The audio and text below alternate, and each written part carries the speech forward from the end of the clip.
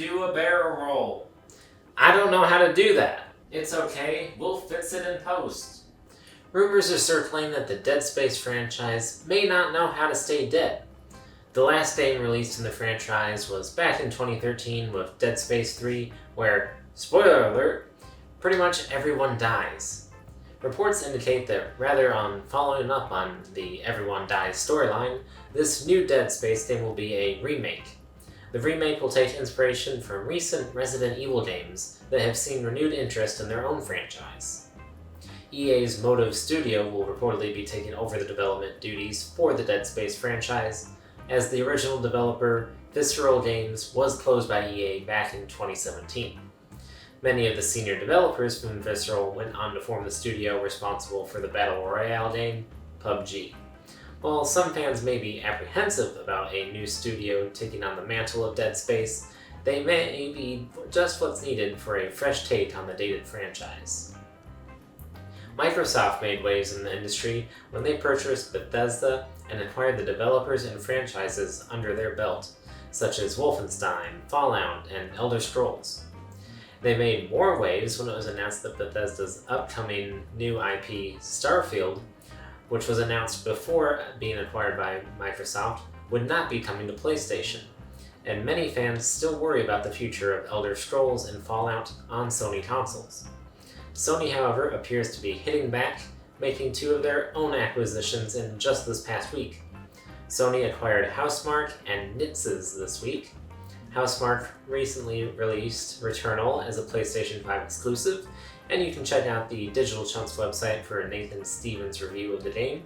But the game was lauded as visually stunning and containing challenges that felt rewarding when the player overcame them. Acquiresnitzs is a less well-known studio, being billed more for the porting of games to PC, including the port of Square Enix's Marvel's Avengers. This could be an indication of Sony looking to port some of their exclusives to PC. Maybe we'll be getting a PlayStation competitor to Xbox Game Pass in the future? Speaking of Sony exclusives, it has been announced that Ghost of Tsushima will be getting a director's cut, which will be released on both the PlayStation 4 and 5. The director's cut was announced just a couple weeks before the game's one-year anniversary, and it will be releasing on August 20th.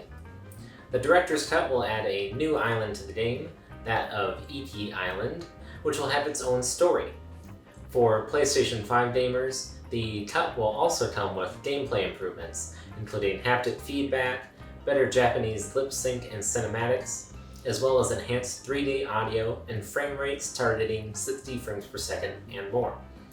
Those of you who already own the game will be able to purchase the Director's Cut as an upgrade on the PlayStation Store rather than having to repurchase the game again.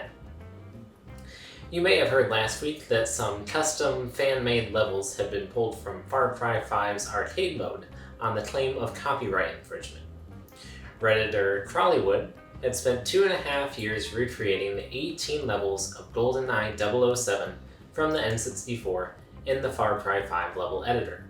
However, MGM, the studio behind the Bond films, had claimed the levels as infringing their copyright, and Ubisoft pulled down the levels. Well, in an update, those levels are now back in the game as Crawlywood spent some time changing aspects of the levels in order to clear the claims. For those of you looking to replay GoldenEye in more modern graphics, you can look for Golden Cry in Far Cry 5's arcade mode, but we'll just see how long it takes before MGM ends up copyrighting the games again, if they do. Star Wars The Old Republic, the MMORPG, is approaching its 10th birthday. In celebration of this, it's been announced that a new expansion will be coming to the game titled Legacy of the Sith. The story of the expansion will see players headed to the aquatic world of Manon, with the hopes of uncovering Darth Malgus' ultimate plan. The Old Republic has seen numerous changes and additions recently, as the game attempts to keep up with current trends in the industry. One of those additions was that of Galactic Seasons, the game's version of battle passes. More new content has been promised throughout 2022 as part of the celebration of the game's 10-year anniversary. Todd Howard has broken his silence on the current progress of the next Elder Scrolls game, and I've got some bad news for you all. It's still gonna be a couple years.